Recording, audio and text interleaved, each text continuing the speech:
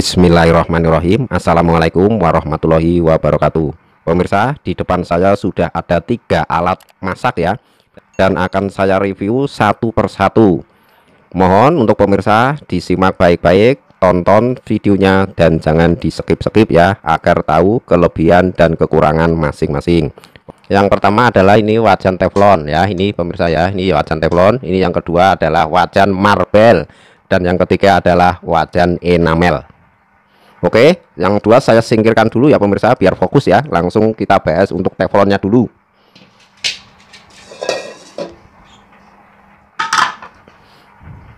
Oke pemirsa, yang ini adalah wajan teflon. Kelebihan teflon, peralatan memasak dilapisi dengan material PTFE yang merupakan paduan karbon dan fluor yang tidak reaktif. Bahan tersebut membuat teflon menjadi anti lengket. Karena anti lengket, penggunaan minyak saat memasak pun bisa diminimalisir, sehingga tentu saja membuat hasil makanan lebih sehat. Selain itu, kemudian saat penggunaan menjadi alasan utama teflon menjadi favorit, bobotnya jauh lebih ringan dibandingkan dengan alat masak seperti wajan besi.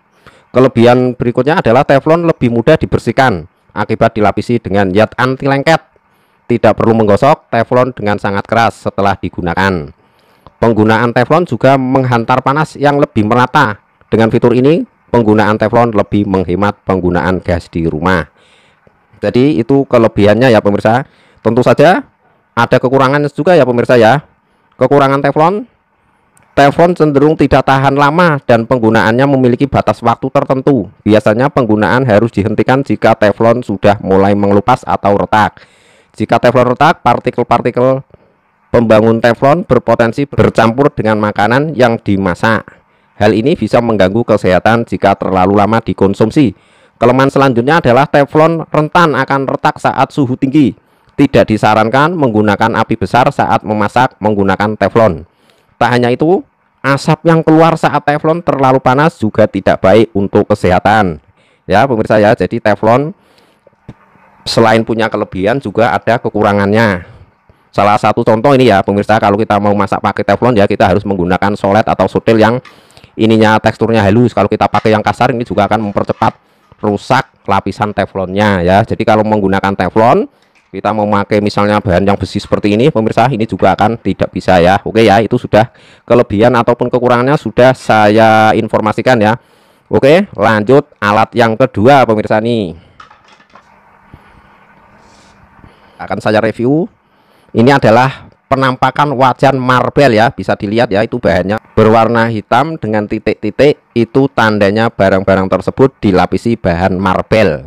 Sama seperti wajan atau panci yang menggunakan teflon, lapisan marble atau keramik berguna untuk membuat alat masak tidak mudah lengket serta bisa tahan lama. Ini ya kalau untuk yang marble tahan lama dibanding dengan yang teflon tadi. Keuntungan lain memasak dengan wajan yang dilapisi marble adalah dapat mengurangi pemakaian minyak goreng. Artinya Anda tidak hanya bisa menghemat dana untuk membeli minyak goreng, tapi juga dapat mengurangi resiko kolesterol tinggi. Kemampuan wajan berlapis marble menghemat minyak goreng dimungkinkan karena saat menggoreng tidak ada kontaminasi, sehingga minyak goreng akan tetap jernih meskipun telah berulang kali dipakai ya pemirsa ya. Ini ya kelebihannya yang marble ya. Kemudian aplikasian bahan marble juga menunjang hemat pemakaian gas karena wajan jadi lebih cepat menerima panas. Lalu wajan juga lebih awet karena lapisan marble tidak mudah terkelupas walaupun Anda memasak menggunakan sodet atau sendok yang dibuat dari bahan besi atau seng ya pemirsa ya. Ini saya contohkan ya pemirsa, kalau yang ini memang benar-benar kuat nih ya bahannya nih ya. Jadi kita mau pakai bahan besi seperti ini, mau kita gosok-gosok ini enggak masalah ini pemirsa ya. Ini karena memang ini lebih kuat, berbeda sekali ya dengan yang teflon tadi ya pemirsa. Oke lanjut. Oke pemirsa, jadi Anda sekarang sudah tahu mau pakai wajan yang marble atau yang teflon, terserah Anda. Sudah saya review ya kelebihan ataupun kekurangannya ya. Karena ini juga bahannya lebih kuat dan harganya pun mesti lebih mahal pemirsa ya, karena lebih bagus. Oke pemirsa ya, lanjut alat yang ketiga atau wajan yang ketiga. Yang ini kita singkirkan gelundrang. Oke pemirsa, lanjut wajan yang ketiga adalah namanya wajan enamel. Enamel ini dilapisi dengan bahan cat mengkilap. Lapisan ini memiliki ketahanan yang kuat dan aman digunakan untuk mengolah makanan serta tidak mudah karaten ya. Selain itu, peralatan berbahan enamel juga sangat mudah dibersihkan. Peralatan berbahan dasar enamel juga bersifat non-toksik sehingga sudah pasti aman digunakan untuk mengolah makanan.